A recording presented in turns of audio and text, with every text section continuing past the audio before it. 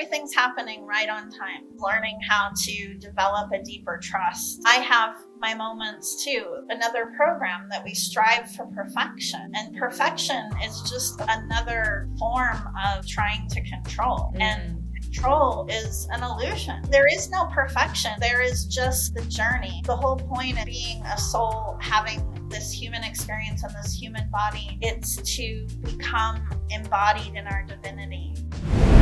When did you start to know that you were a channel? What were the symptoms? All of us actually have these gifts, right? I want to say first, really, that all of us are channels. It's just a matter of how acutely tuned in we are.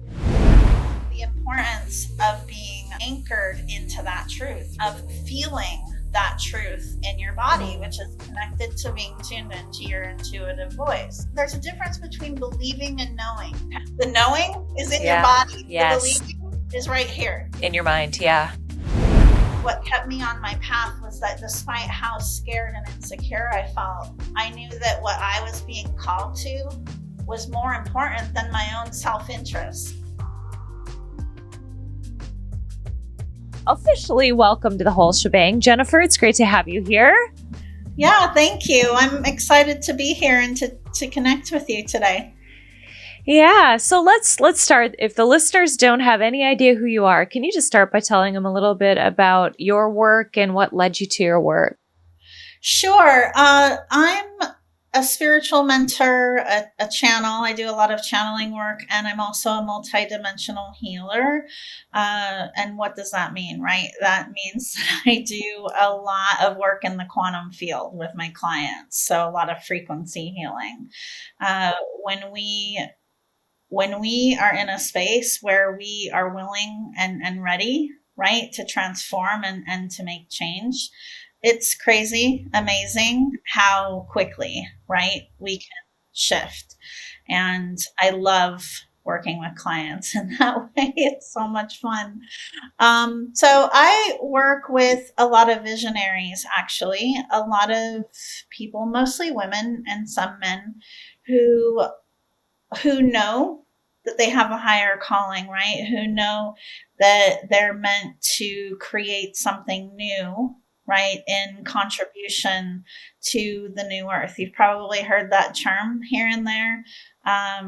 Basically, we're living in a time of really intense transformation right now, and so a lot of the people that I tend to work with are people who are being called to bring something forward that supports that transformation, right? That supports that higher consciousness way of living and being. As we know, a lot of the societal constructs that we've had in place for so long aren't working anymore. And were they ever really? That could be a whole other conversation or podcast episode. But that's the work that I do. I also have co-authored 2 best-selling books. I have my own podcast that I host, Path of the Awakened Heart, which essentially highlights a lot of people who I just described who are out there, right? Doing their thing, living their truth. And that's really what one of my biggest gifts is the ability to tune into someone and see and feel and know what that highest path is for them. What's the highest destiny that they're here to fulfill in their life. And I speak a lot about purpose and mission, and all of our purpose, as unique as each one of us are, all of our purpose is to live our best life here, essentially, right? To learn and to evolve. And some of us have what I refer to as a mission, which also part of their path here, right, is something that they're being called to be of service to humanity and the planet. And I have a gift for being able to tap into that, and also to be able to actually see and feel in someone's body and field, right? Where are those blockages? What are they holding on to in their body that is holding them back? And I support them and hold space for them to release that, to really deepen into living embodied and expressed in the truth of who they really are, right? Which then also unlocks their creative potential and higher paths to experiencing more joy in their existence here. So that's Wow. about what I do. Just in a little baby nutshell. It is, yes, Okay. I go deep. Yeah, I Okay. go Okay. deep. I'm gonna back us up if we can. I'm gonna Sure. back the bus up. We chatted before we hit record. We chatted a few weeks ago and connected a little bit, and we both agreed, let's go with the flow. We kind of have some ideas of things we want to talk about, but I'm going to go with the flow. As you're sharing this, the thing that's actually surfacing for me, which is surprising me, is to ask you a little bit about what channeling is like and how you learned that you had that gift. Like, how far back does this go? And when did you start to kind of know that you were a channel? What were the symptoms, for lack of a better way of putting it? How did you know that? Yeah. Yeah, that is a great question. And I don't get asked that question very often. I love this so much. So my entire existence here in this current lifetime, right? I've always been energetically sensitive.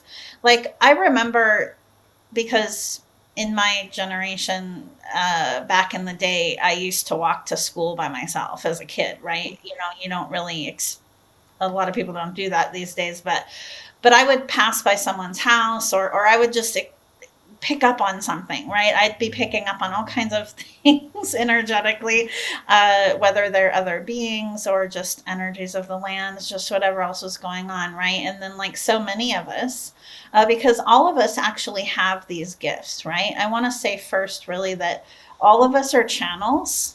It's just a matter of how acutely tuned in we are, right? And it is something that you can actually develop, right? So like so many people, I ended up really kind of shutting down those gifts, not intentionally, but I experienced a lot of trauma and I had a difficult childhood. It felt really hard.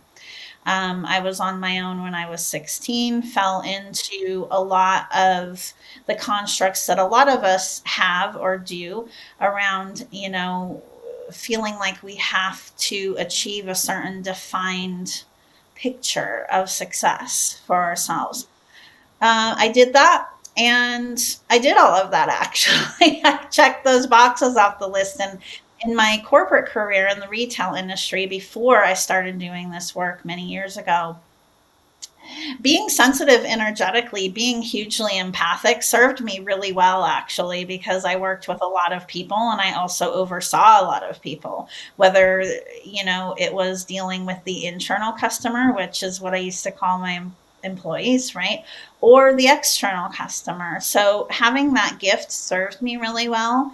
But it was really when there were no longer any promotions, there weren't any boxes to check off the list.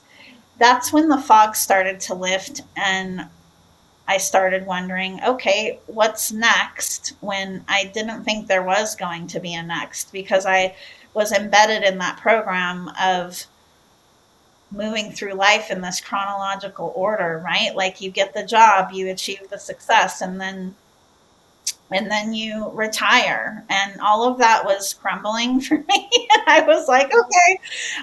So I was essentially directed, which of course nothing happens at random, right? I was directed to start going within. And so immediately I embarked on this journey of rediscovery because I realized during that time as well that I didn't really know who I was. I was in a high level leadership role, an executive position where I was on all the time in my work. So it required a lot of my time and energy and focus. And then when I wasn't, I was kind of defaulting to just like, whatever my friends and my family wanted to do, which wasn't a bad thing per se. I just realized that I wasn't creating any space for myself to stay in touch with who I was. And so immediately I embarked on this journey, got into meditation. So, meditation, I would recommend, and I still do today to the clients that I work with, is the number one way to tap into your channel, to connect more deeply with God, with your highest self. I've been meditating 7 days a week for 15 years.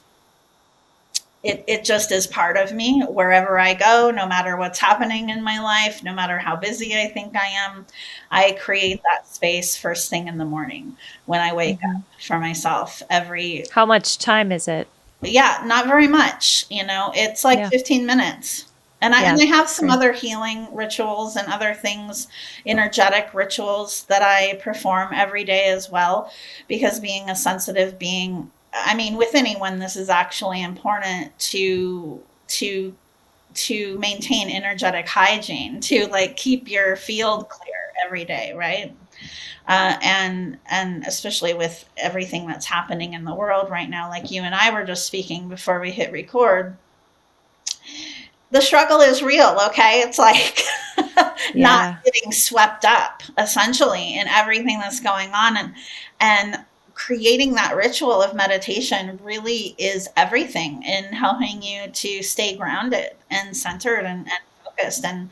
And you can do it any time of day. I always recommend, especially for those who are beginners with meditation, to start out doing it in the morning, because I believe it really sets the tone for your day. Like you're going in centered and focused and grounded with a clearer sense of who you are. So whatever you're taking on, whatever is occurring around you, you're less likely to get knocked off of your path. And so for me, so there was meditation, and not very long, probably about a month after I started that, I just started having experiences. Like what? Like, So like I'm going to be the typical listener right now. I feel like, okay, let me just pause and say I identify with this idea that we're all a channel, and I like to think of it, I mean, I'm guessing there's kind of a spectrum of it, but on a very base level, I like to use the example with people. When you create anything, a song, a poem, a new spreadsheet, you're getting the idea from somewhere. So even to me, I'm like, is that, we may not be speaking the same language when we're talking about being a channel, but I'm like, okay, so there's like a base level of what it means to channel an idea from some greater source than ourselves.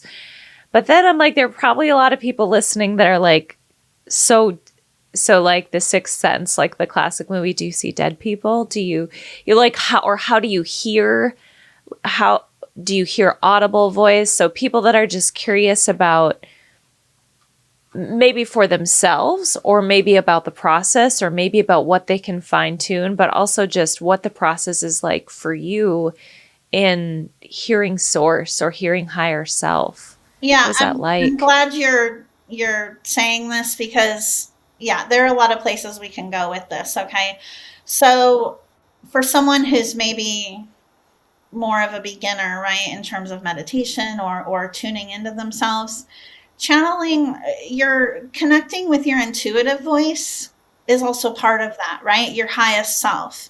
So we are not, the human part of us isn't the core center of who we are. It's an aspect of who we are. We are a soul. So we're this light being, right? This energetic being, having an experience in this physical human body. So, first and foremost, you can call it your intuition, you can call it your highest self. First and foremost, I recommend people seek to intentionally establish a connection there with their highest self, with their own intuition, right? And learning how to discern between the higher mind, the intuitive voice, versus the ego mind. The ego mind is the lower human mind, and it's amazing, and it absolutely serves a purpose for our existence here. But the reason why you want it to be more, play more of a supporting role versus being the starring role, right, of your life, is because your human mind can only make decisions based upon this current lifetime, this experience that you're having, and your past experiences. Your human mind isn't focused on expansion, the way that your intuitive voice or your higher self is, right? Mm-hmm. So when someone's in more of the beginning stages of all of this, their inner development, right, or developing their channel, I always recommend that first they practice on discerning between those two voices and get really grounded in terms of how their higher self, how their intuition feels in their physical body. Now, a couple minutes ago, you had brought up, oh, do you, see dead people? Do you hear stuff? Or like, how does that happen? The answer to that question is that it's different for each one of us, right? So someone may just know something without being able to explain how they know, like they just have a thought or a clarity or an idea, right? Drop in. That's claircognizance, which means clear seeing. I'm just going to go over the basic ones, okay? Yeah. Basic gifts. Yep. So someone else might have a gift for seeing in their mind's eye, in their third eye, or seeing in their mind visions, right? Or they may even see stuff in the physical reality. That's called clairvoyance, right? Clear seeing. So clear knowing, clear seeing. Then the next one is this one isn't as common. It's clairaudience, which is clear hearing, right? So someone may experience like they feel like they actually heard a voice, but there's no one around, Mm-hmm. right? They're hearing that within their right being, essentially. Mm-hmm. Uh, or they may physically hear someone who's crossed over or some kind of other being in their physical reality as well. That's clairaudience, which is clear hearing. And there's a fourth main one that's escaping me at the moment. So there's seeing, knowing. Of You course, this is the biggest one for me anyway. Well, one of the biggest ones, clairsentience, right? That's clear feeling. So we talk about being empathic. Empaths have the gift of clairsentience. So you can physically feel other people, their emotions. mm, You can physically feel another presence around you, right? Whether you can see it or not is another thing. You might just get the chills. That's how you might get validation for something. So everyone's different. And so it's identifying for you, like most people have one or two gifts that are more prominent for them hmm. versus others, right? Are all of those gifts aversion? Like I'm like, oh, I'm definitely clairsentient to some degree. Like I can feel sensations in my body, and but to me, I've always thought that that is my intuition. Are those the same thing, or are they different? Yeah, Like intuition and clairsentience, is it essentially the same? We're saying the same thing. yeah, yeah. Well, they're not, so clairsentience would be like a branch of your intuition, like a Mm. vehicle or a way that your intuitive voice or your highest self speaks to you. Okay, got it. Okay. Yeah. Okay. So you started, okay, so somebody that is working on developing one or more of these gifts right now, where do they start? You talked about feeling it in their body. Like what are the steps that they can do if they're just like I'm open to this, but I'm just mostly thinking in my logical egoic mind. How do I move out of that? Yeah. So everybody, whether they've paid much attention to it or not, they've had a moment or several moments in their life where uh, their intuition has spoke to them, where their highest self has Mm. spoken to them, right? So my recommendation would be to create space for yourself in meditation or just contemplation, right? To recall those times. Recall a time when you knew something or you got a sign from within yourself about something. It Mm-hmm. could have been affirmative or it could have been something that was telling you, no, don't do that, right? Tune into what that felt like for you in that moment, recalling that memory. And that's a marker to how your intuition speaks to you. Then from there, it's setting an intention to bring more of those experiences into your conscious awareness. So when you're making decisions throughout your day, right, it could be, you know, what does my body want for dinner that feels healthy and vibrant to me, right? And listening for the answer or feeling the answer. It's a lot like working a muscle. So you practice more and more using it for little decisions, big decisions, and over Mm-hmm. time, you just are so tuned into yourself that it's on demand for you. It's not a process that you consciously have to move through. Now, where a lot of people are challenged is when it comes to making some of the bigger decisions of our lives, right?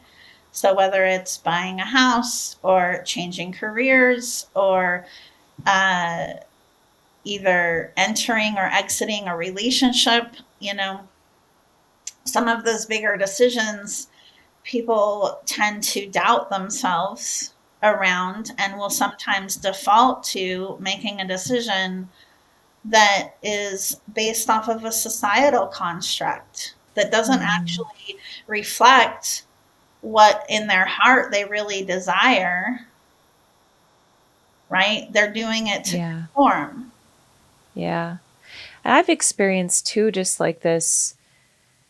I'm really working on being self aware. I feel like for the last year, I've been in somewhat of a waiting period as I've transitioned out of a major job and like trying not to just make a decision out of my logical mind and like waiting for clarity, but also being like, I gotta pay the bills, you know, like universe, I'm ready, and working on finding this balance between patience and not making a decision also out of fear. So whether it's out of a societal construct or just fear of like an anxiousness, because we live in time. Because I'm like, time is running out. I've got to make a decision because time is running out. How do you know how long to wait? Yeah, that's an interesting question because time is a construct, and time, we only operate within that construct here, Mm-hmm. right? Beyond this earthly third dimensional plane that we live on, uh, there is no time. Everything is happening in the now. You're a multi-dimensional being, right? So your perceived past, present, future experiences are all happening in the now within and throughout different aspects of you. So the whole concept of past, present, future, and time serves us in our humanness, right, in a way that our human mind is able to comprehend and take Mm. in all of that, right? The enormity of all of that, right? Without exploding, basically.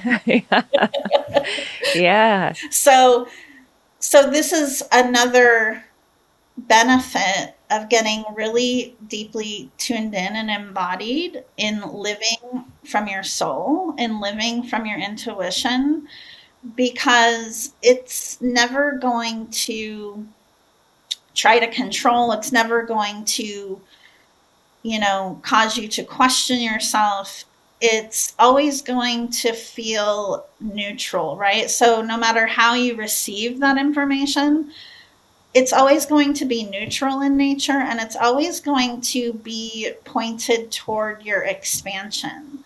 So if this is a very real thing, right, for a lot of people, especially when you're being called to some greater vision, right, that's on your heart. Mm-hmm. It's like, well, how do I do that dance between answering Mm-hmm. my higher calling and paying my bills?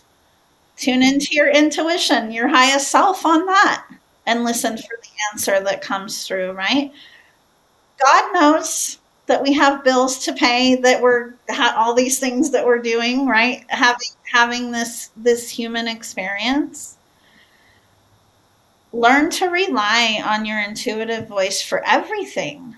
There is nothing that is excluded. And it's an everyday devotion, right? It's every day. And like I said, over time, when you're consistent in your devotion to your practice, it will start to happen on demand for you, and it'll start to feel more and more natural.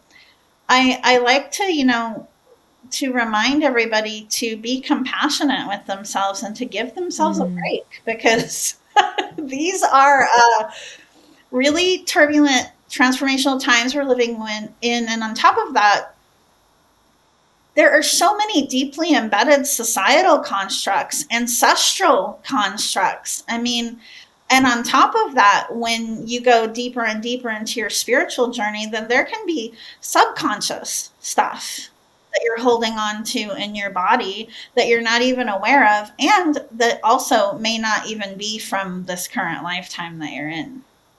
Mm. So it's so important to be compassionate with yourself and to really honor yourself when you want to rest, or Yeah. whatever it is that you're feeling guided to, even if and especially when it doesn't make logical sense.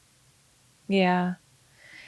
Yeah, I had a moment a couple of days ago. I'm like just I can never get enough of like reading and listening to podcasts and contemplating these ideas. And I would say, I don't mean this in a gloaty, prideful way, but I've been doing a lot of pretty deep inner work for a lot of years. And every once in a while, which this happened to me yesterday, I'll hit this point of being like, I'm tired of doing the work.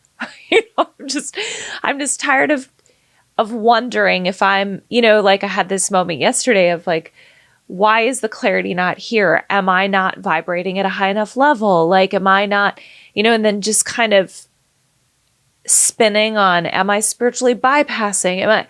And then just being like, you know what? F it. Like, not I'm giving up on the devotion to it, but just having this moment of like, I'm just trying to control it probably in all of these ways, Yes. which is like anti what I should be doing. I just had a moment yesterday of just let it go. Just be, just like live right now. Yes. And what would you say to that when you hit these? Because do you experience that, or is that pretty normal that we would have these points of getting tangled up in the spiritual practice even? Do you know what I mean?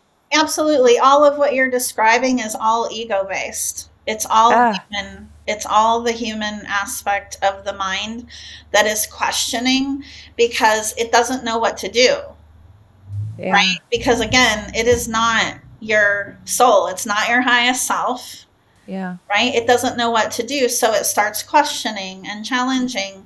And really, the Mm, whole point is to become self aware as such that you are present in the now moment, that everything is yes. happening in the now, right? So, whatever is happening right now in this now moment is exactly it. Mm, And sometimes, and I want to say also, right, because you can feel like there are times where you're not feeling as connected with God, or you're not feeling as connected with your highest self. Sometimes that happens when we are being divinely guided to be laser focused on where we're at in this present moment. It's like mm, everything else is falling away so that you can be centered in what hmm. is right in front of you. So interesting. Mhm. Hmm. Everything's happening right on time. Outside of time, in the quantum field, I mean, it is, right? Okay, let's Everything's talk about happening this. right on time here, right? Yeah. It's just learning how to develop a deeper trust of that. Yeah. And listen, I've support other people in this work. I've been doing this for a while, and I have my moments too. The whole point, and this is another thing too, is that another program that we strive for perfection. And perfection Mm, is just another form of trying to control. And control is an illusion. Yeah. Yep. Right? Yeah. There is no perfection. There is just the journey. And the whole point is us being a soul, having this human experience in this human body.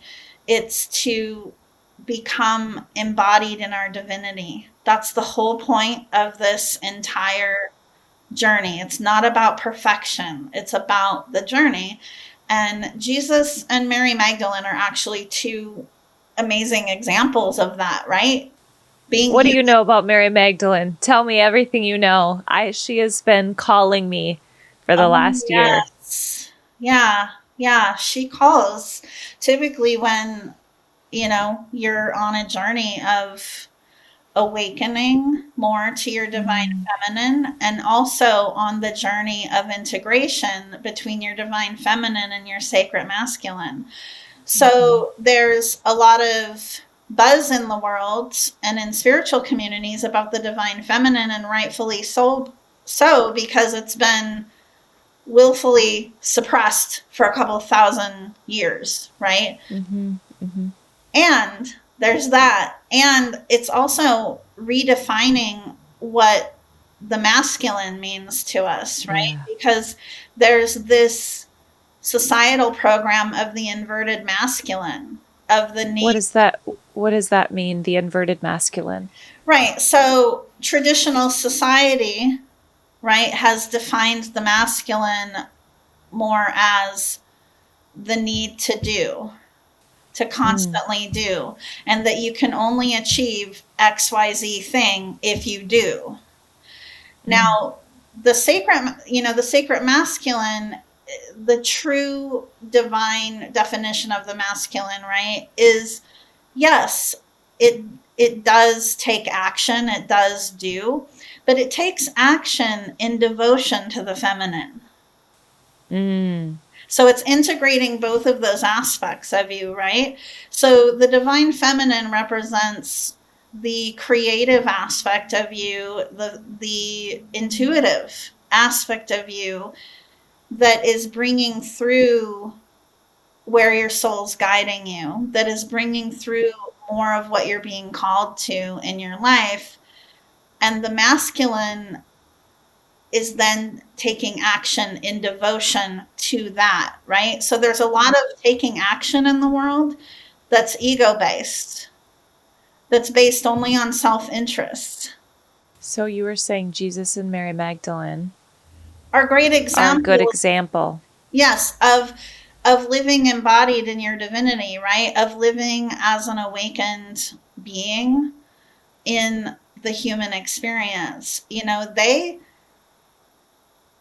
were enlightened. They didn't sit on a throne all day, or what you might They were see, doing they what were you, doing things, right? yeah. They were doing things. They were out there, right? So it's not about perfection. It's about living. It's about having the journey. It's about loving all aspects of yourself and all of the experiences that you have, the difficult ones and the ones that bring you joy. It's all of it. Mm-hmm. Mm. Yeah, that's been, in the little bit of scratching the surface of studying that I've done with Mary Magdalene, that, the themes that are surfacing for me is that combination of divinely human, being divine, being fully divine and fully human. And then we don't necessarily need to go down this path, but that there is no sin except for the missing the mark, that is, it's misaligned with our sense of self, our truth, which Yes. our embodied truth is.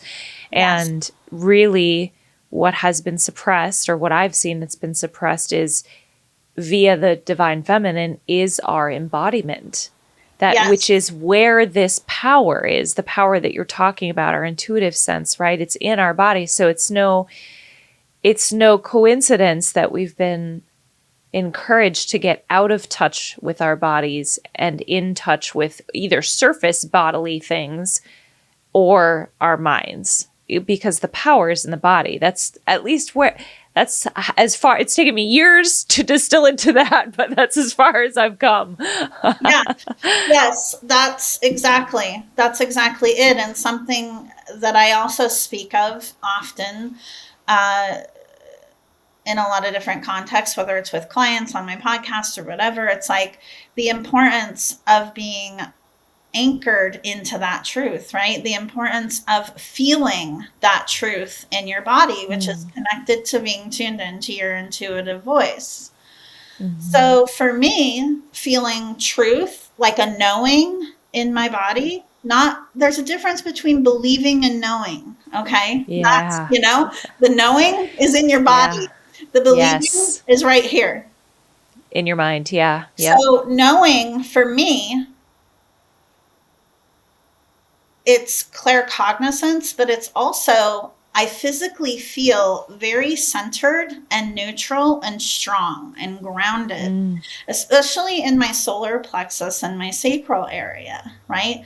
A quote that I also bring up often because it just describes this so perfectly is a quote by Joan of Arc, which is that she says, I was born to do this. Right? Do you feel that grounded, embodied truth? Yeah, I've shared this before. I mean, many episodes ago on my podcast. It was such a profound moment for me. I had actually a business coach, and I was, reflecting something back to her, and I said, I just knew. And she said, I'm going to stop you there. How did you know? And I said, well, I felt it. She said, well, where in your body did you feel it? So this is probably 8 years ago now. It was the first time. It seems so odd to me now because of how much work I've done, but I'm like, it was the first time that anybody had said, where in your body did you feel that? And what did it feel like? And because we're moving so fast and I think we're so numb, many of us have been through different kinds of trauma or things that we've disassociated from our body. So to even know what it feels like to feel grounded in our physical body, because I sometimes will say, well, let's feel grounded, and people will state, okay, well, here are the facts that I know. They'll state logic to help them feel There. secure, Yes. right? Yes. Rather than actually sensing what does it feel like sensationally in your body to feel grounded. And I think that is really foreign for a lot of us. It is. And I want to say, as an example, to help those who are listening to even better understand, right? That's one of the ways that I work with clients in frequency healing is that I can see and feel Mm, what's going on in their body, right? So if mm. someone wants to work on healing a trauma, the first question I start with, we get grounded and I ask them the question, where do you feel that in your body before we get started? Right? And then I do my thing.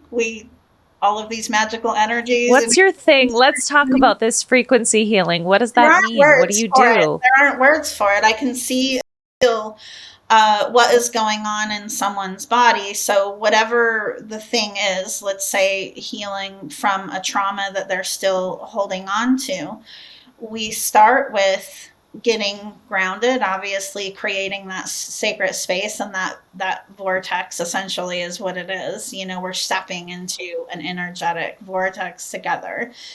I'm asking them, where do you feel that in your body? What is your level of willingness, right?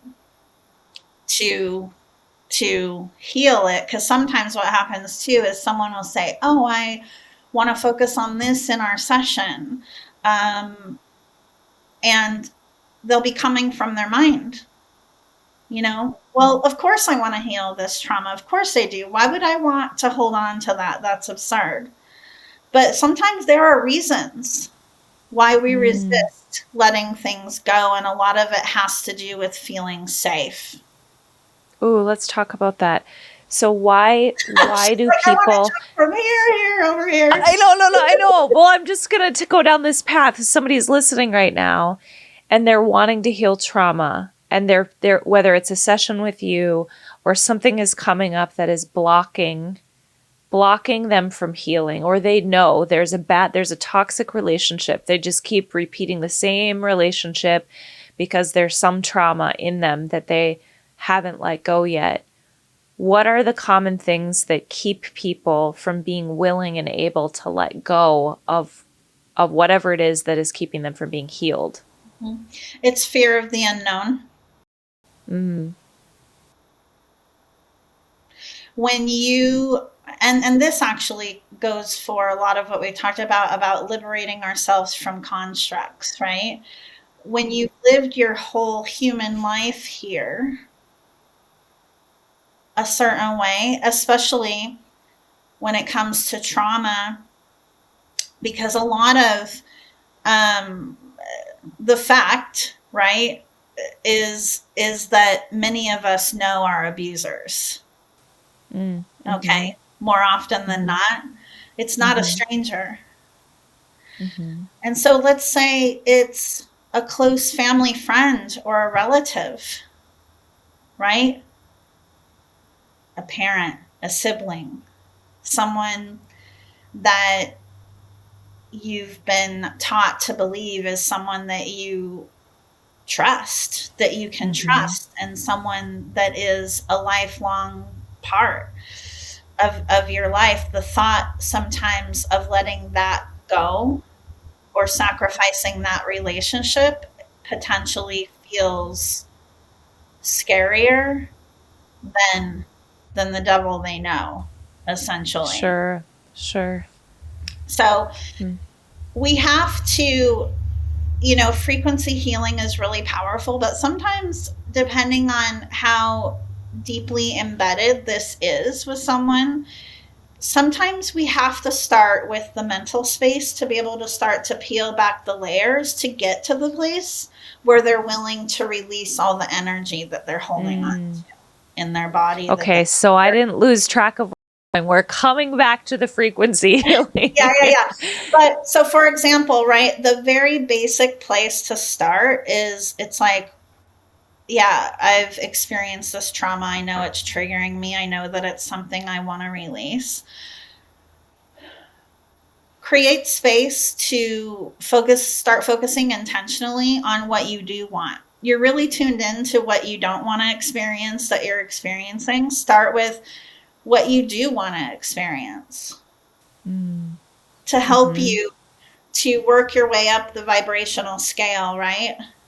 To start to get closer to the space where you're willing to release all of that. Is a lot of that frequency work that you're doing around healing trauma, or is it around other things too? It's other things too. So I tend to attract people that are feeling called to birth something new into the world, right? They're essentially paving a path. So there is no playbook for what they're here to do. And that requires a deeply embodied, anchored level of devotion to staying on your path, right? And so trauma is one of the components. It is a common one because a lot of healers, a lot of people, depending on the nature of the work that they're being called to, have also had deeply traumatic experiences in their own life, right? And that's not random, because we are always called to something that involves what we've experienced on our personal journey, right? Because our experiences are crystallized into wisdom. And sometimes I was just going to say, sometimes the people you may be feeling called to be of service to are only a couple steps behind you in their own evolution. Interesting. I was going to ask, that makes a lot of sense. I was going to ask, so for people, AKA me, but, people that are feeling called or feeling that like you were, you were in this high level executive position and you just were like, there's something else kind of percolating here, Yep. where, but the clarity hasn't landed, or we think it hasn't landed. Like, what is the thing? What am I doing? How do you find the clarity Yeah, I on have a story purpose? about that, my own story. I've made lots of leaps of faith minus clarity at this point. But the first one, so earlier I was talking about this career that I used to have before I started my business. I talked about how I wasn't feeling fulfilled anymore. Although I embarked on my spiritual journey of rediscovery, right? I didn't leave my job right away, and I didn't do it because I was scared. I had fear. I had all the questions come in about, well, where are you going to make this salary? Where are you going to be this established? All of these questions kept coming forward, about, am I worthy enough to leave my job at this Mm, point? Especially because I'm, Gen X, right? Those, when you're trained that life follows this chronological order, you get scared because you don't know any different. So I didn't leave my job right away. The catalyst for me taking action, I ended up voluntarily stepping down from my position in the end. Okay.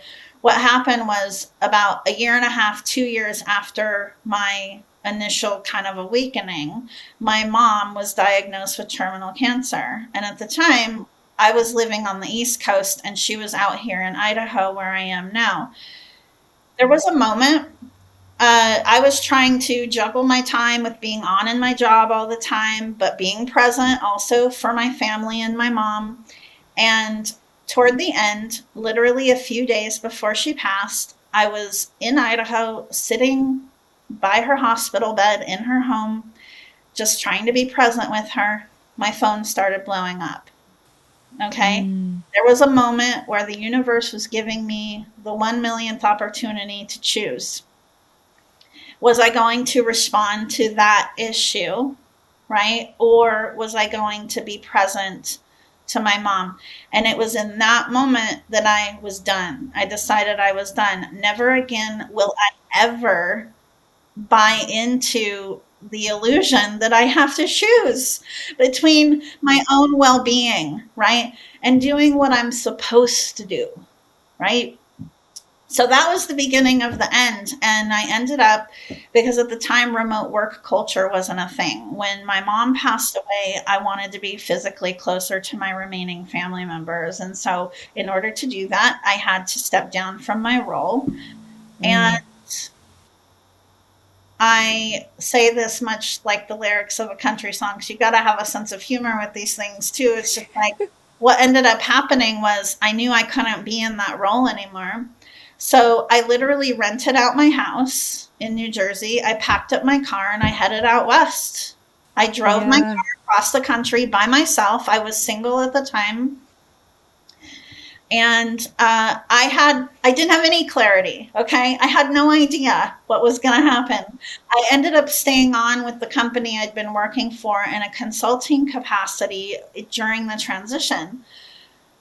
When I clarity came after I made that leap. Okay, it was during that time that I had moved, that I had invested in coaches, therapists, healers, psychics, and all of these people to support me on my path. At the time, what I couldn't find was someone who could support me in relating to what I was going through and to support me in integrating who I was becoming into my physical reality, in my body, Mm, in my mm, human awareness, right? How did that spiritual awakening translate into my humanness? That was when I realized my path. mm. I was like, it's Cool. me. I got to do it, you know? So Oh, cool. when I first started my business, I was working mainly with other corporate women leaders, right? Who were longing for that deeper fulfillment, for that deeper embodiment of the truth of who they are. And over the years, as my own gifts and abilities have flourished more and more, I've continued to evolve in my work, and essentially what happens is the clients that I work with are on a journey of evolution as I am. So that's what happened. And it didn't unfold until I made the decision that I was going to leap forward in faith, not knowing. Do you see It that pattern often?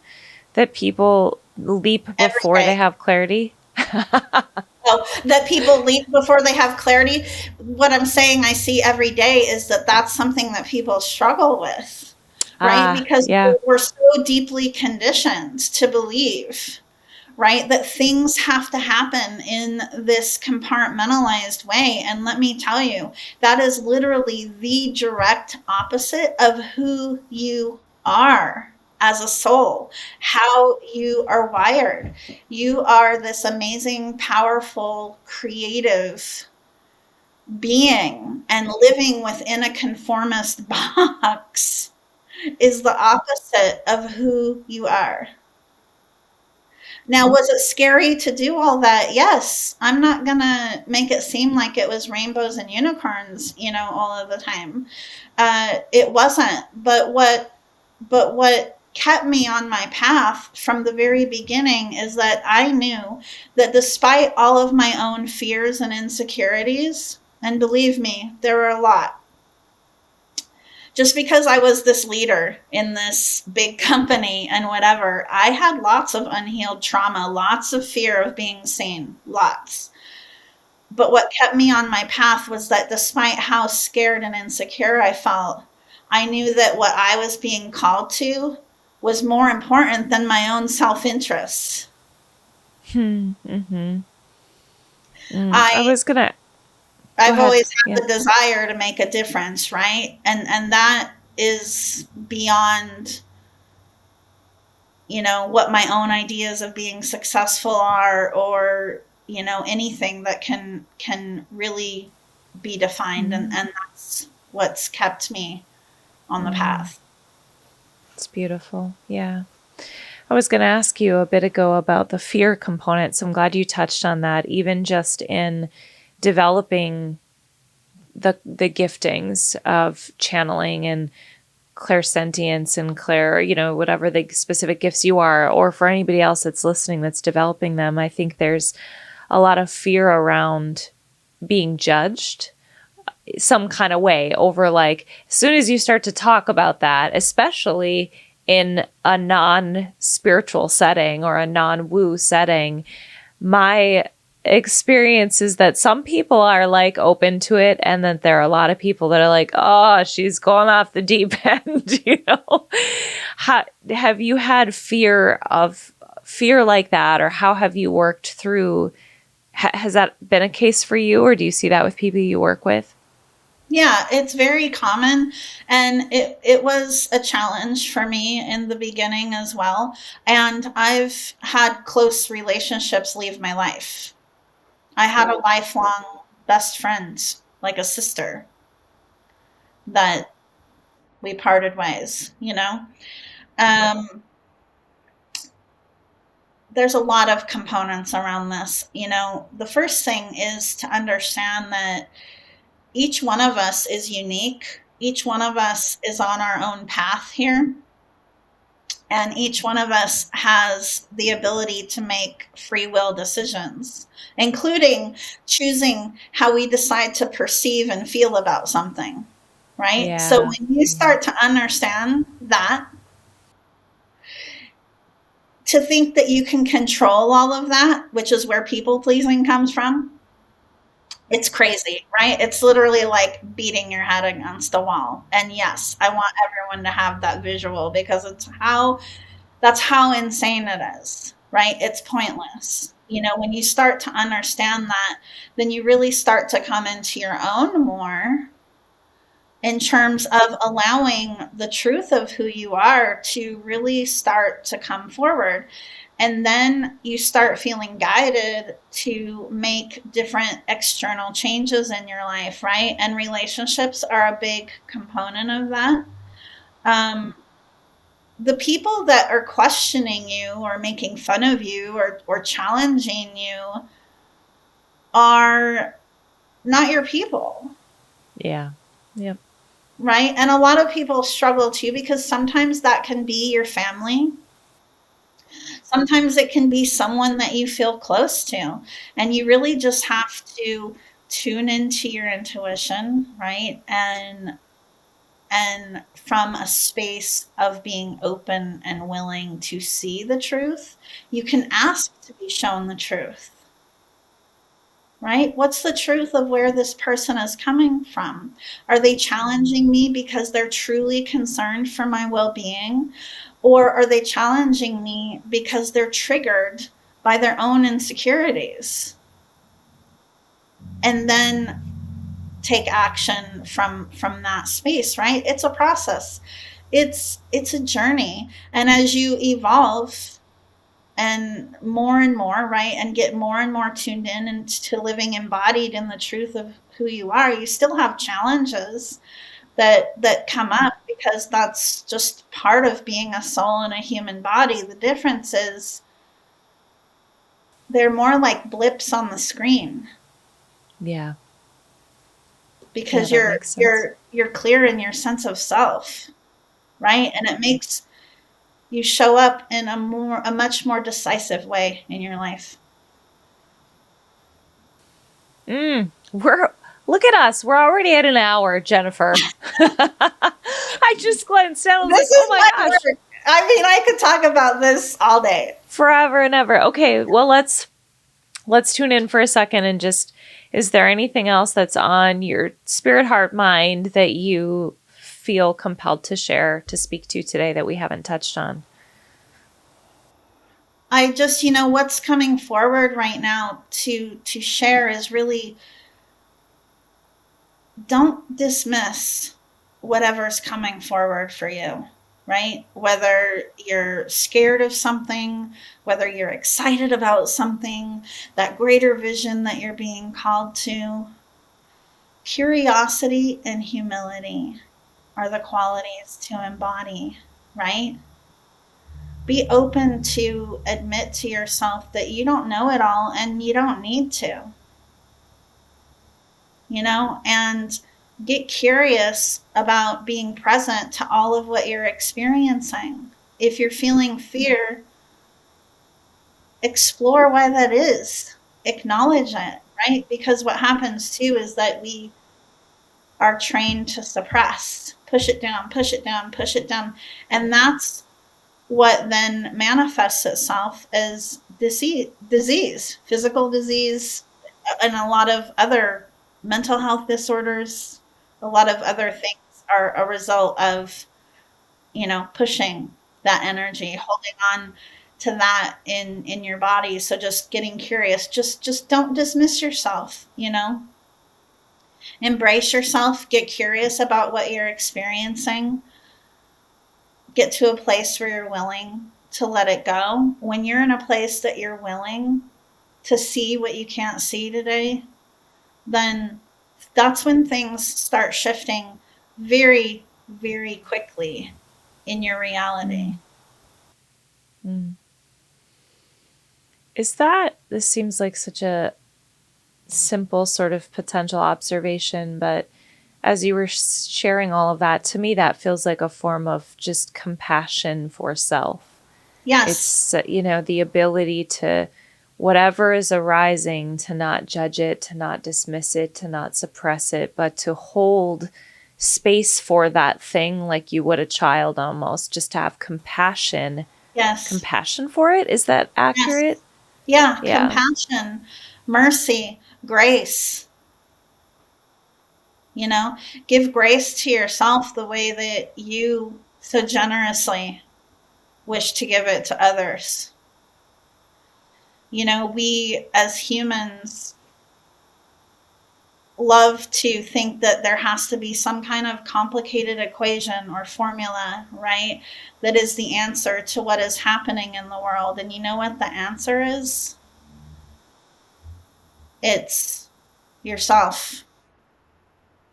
And when you work on yourself, then you begin to emanate that frequency and it has a ripple effect. What if every person in the world were understanding everything that you and I are talking about in this conversation right now? Just with that, how different would our world be? Maybe just a tad bit different, but not that I've got it all figured out by any means. But I just recorded a solo episode for this podcast yesterday because what's been surfacing for me lately is the conversation around what it really means to have empathy and understanding, or an attempt to understand other people, no matter their beliefs, their perspectives, their woo, their not woo, their politics, their whatever. That self-awareness and attempt to have awareness of others. I'm not even going to say awareness of others because I don't think we can know people the way we can know ourselves, but we could try. And I think if we did, we'd be a lot better off as a society. You know, it's hard though. It's hard. It's not easy when people are very different from our own sense of self, you know, but yeah.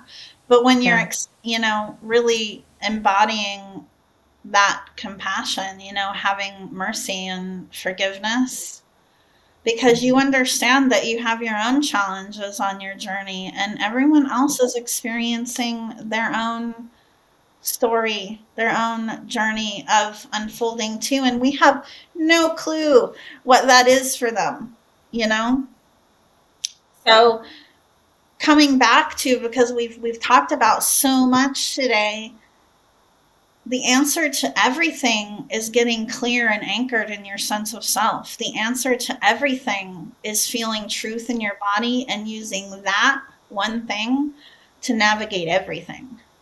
this is so good, Jennifer. If people are listening today and they would like to connect with you, where can they find you? How can they get a hold of you? The best place to go is my website, jenniferspor.com. So that's JENNIFERSPOR.com. You can find my podcast there. You can find out more about the different ways to work with me if you're interested in connecting more.